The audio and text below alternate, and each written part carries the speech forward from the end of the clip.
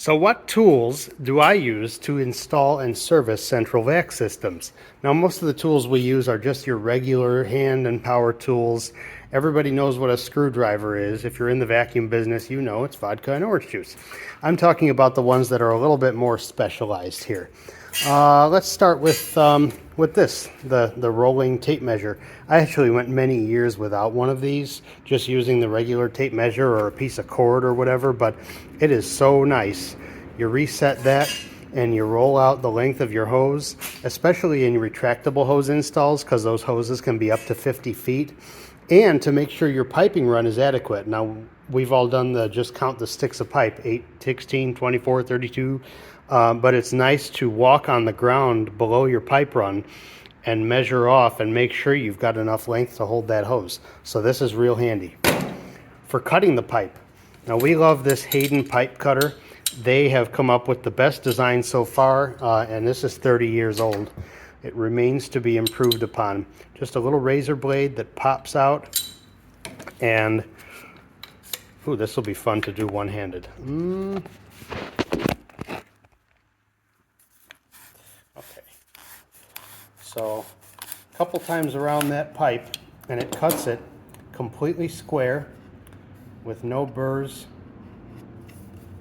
There's a little bit of a ridge, and usually you can get by without addressing that at all, but on a retractable hose job, we are in the habit of deburring or coning the inside of this to give it a nice little chamfer, because the smoother the inside of your pipe run, the better your hoses will pull out and retract. But as you can see, this tube cutter only works when you can slide it onto the tube. What happens if you're cutting a piece of tubing that's already installed? For that, I use a Japanese style pull saw. I used to buy these from Von Bear Saw, but this is another brand. This works really well, and I will demonstrate again.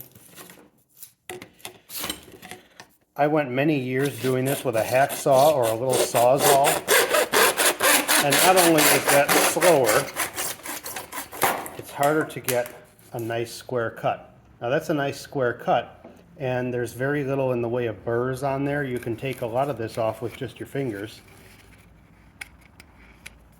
And of course the deburring tool is if you want to have an extra perfect job. One last method of cutting pipes. Let's say, for example, you're replacing a unit in a garage, you've cut the pipe off near the garage wall, and you need to cut that pipe just a little further back to get a fitting on it. How do you do that? This is an inside pipe cutter. This is a plumber's tool, and it fits in a drill.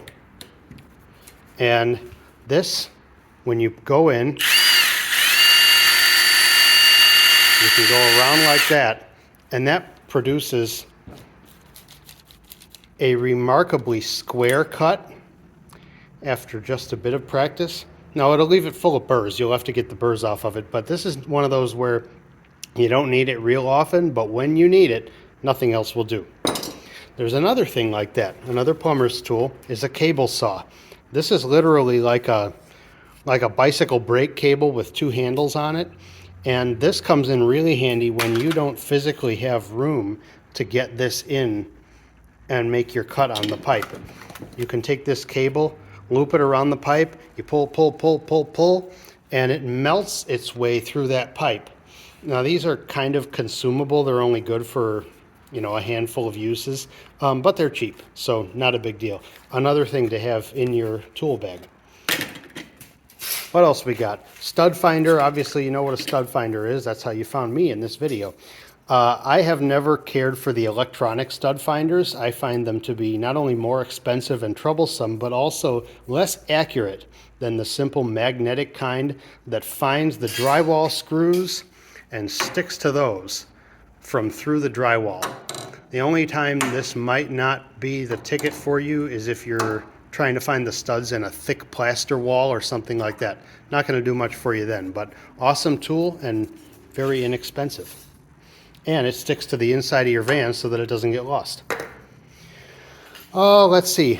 This is more a service item, but not being a fisherman, I had never known about this, which is a fish hook remover.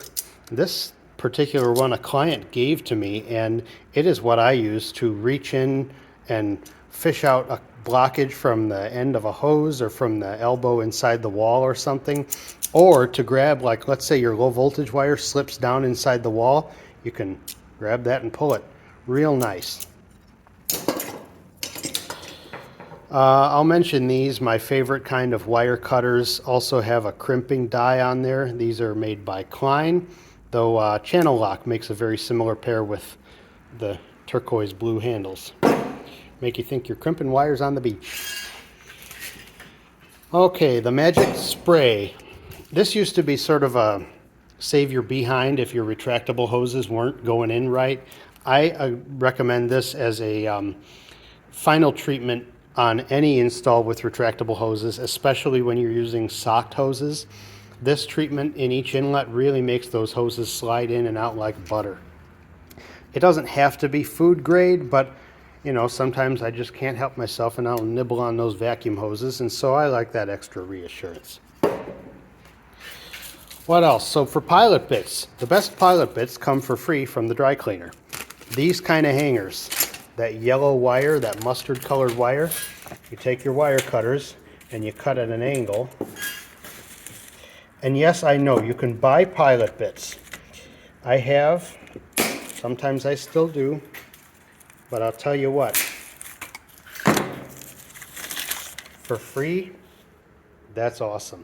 You go down right either where the shoe mold meets the baseboard, or right where the, you know, the bottom of the wall meets the floor, and you go downstairs and you find exactly where that wall is. No guessing. Make a small hole before you make a big hole in the wrong spot. So, and that's good for, I can do a couple of retrofits with one pilot bit before I have to get another shirt cleaned and get another one. My drill and my bits, I have joined the cordless revolution. I used to use the corded whole hog or the right angle drill for years, but this super hog with the high output battery, you can drill out a whole house on one battery, and this thing is a beast. It's happiest not with the self-feed bits, the old school, looks like a Forstner bit, but with these that have the several chunky carbide teeth. So this is what I run. I think this particular one, who makes this? I think this is an Irwin tool, but I can't be sure. Milwaukee makes one called the Big Hog, and you can get them online too. And some extensions. Again, when you need them, you need them.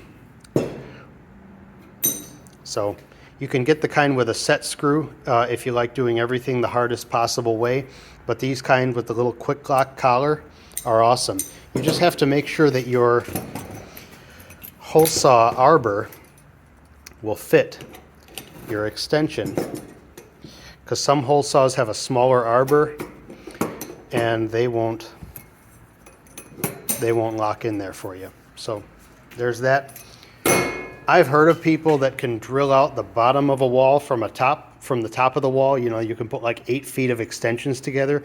I've never had the chutzpah to do that. I feel like that's a great recipe for coming out the side of somebody's wall or drilling through a water line that you didn't see or something. Just cut a hole and fix the hole. I believe I'm down to my last tool, which is definitely more of a service item, and that is the testing Y. Now, this is one that I made myself from old fittings because I'm weird. But basically what it is a valve adapter here, a 5/8 inch orifice drilled in a thin plate, and a spot for a vacuum gauge. This one from PRM Filtration reads in both inches of water lift and inches of mercury. And this is a tremendously helpful tool, not only for testing the performance of your new installs and making sure every inlet works and has equal suction, but also for troubleshooting existing systems when you do service calls. Anything quantified always improves. So thanks for watching. Happy vacuuming, happy installing.